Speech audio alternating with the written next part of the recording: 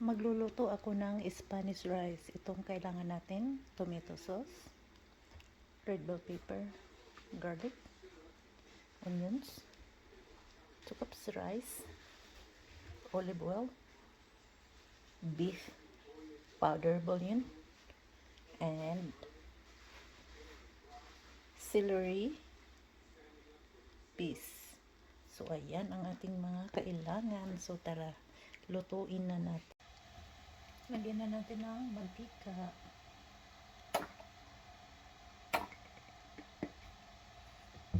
So unahin muna natin igisa ang mga gulay. Onions,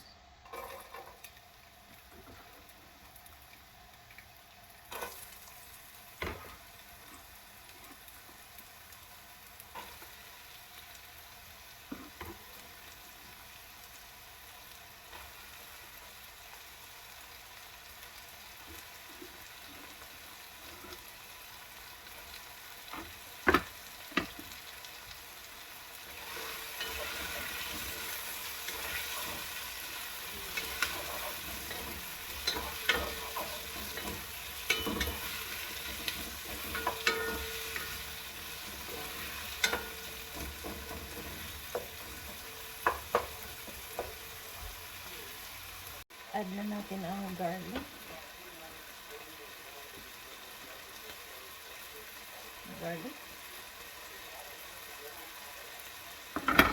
Supi-supi.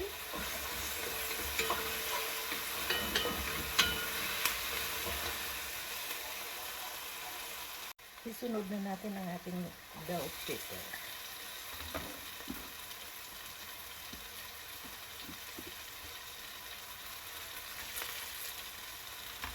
At ang ating celery at peas. Halo-halo din.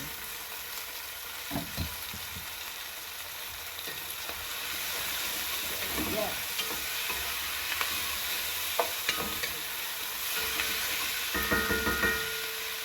Black pepper.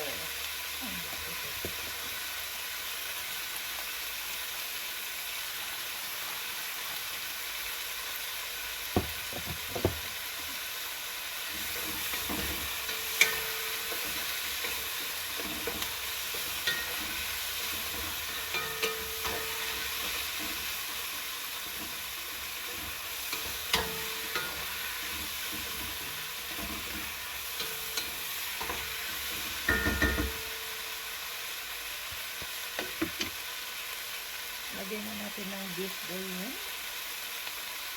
Kunti lang. Halo.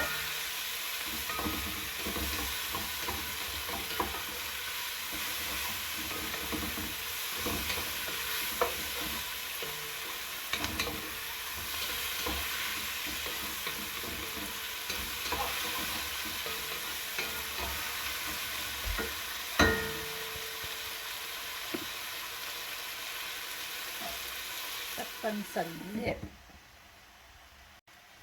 Ngayon, tanggalin na natin siya dito. Bango-bango. Tanggalin natin dito, guys. Ang bango.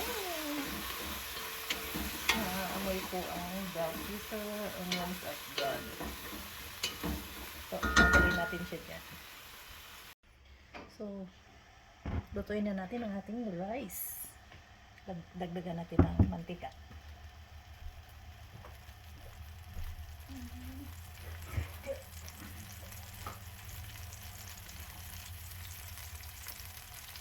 Ayan. Ito na yung rice. Siya naman ang ating lutuin dito.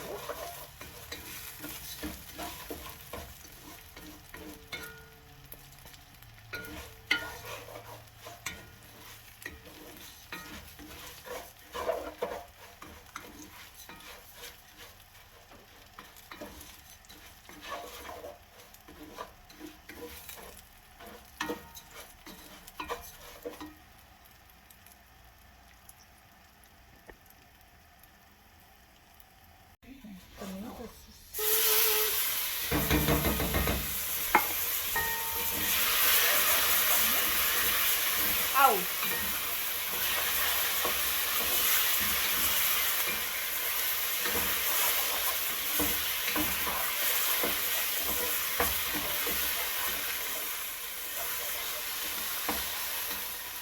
Now water. Lagyan natin ng 4. Three.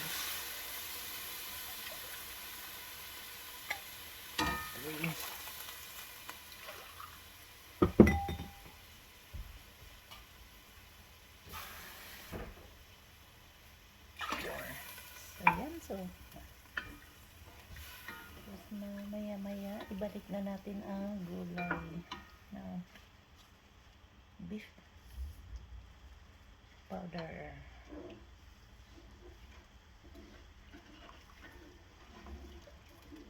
So ayan, lulutuin lang natin dito.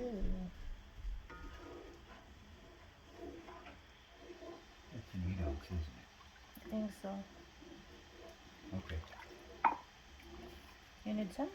No, I was going to ask you, should I order tomato sauce on our Walmart order?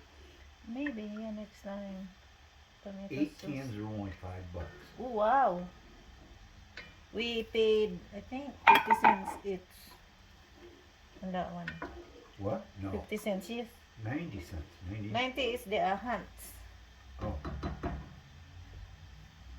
Alright, well. I'll put them on the order. Do you want those size cans or do you want the 16-ounce cans? This is perfect size. Okay. All the same.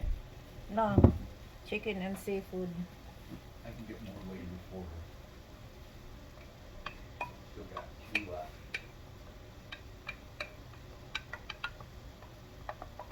Oh.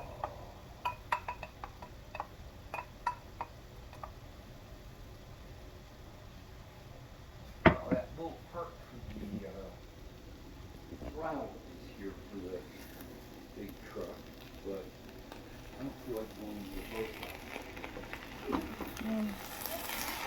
Dagdag na natin ang vegetables. Ayan. Tapos mix lang natin. So, ayan na ang ating Spanish rice.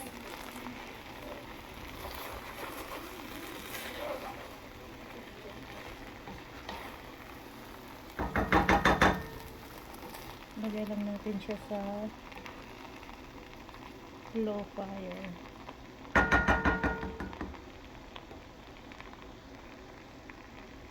So, ayan na ang ating Spanish rice. Binalik na natin ang ating gulay. Mix together. Ganyan siya, guys.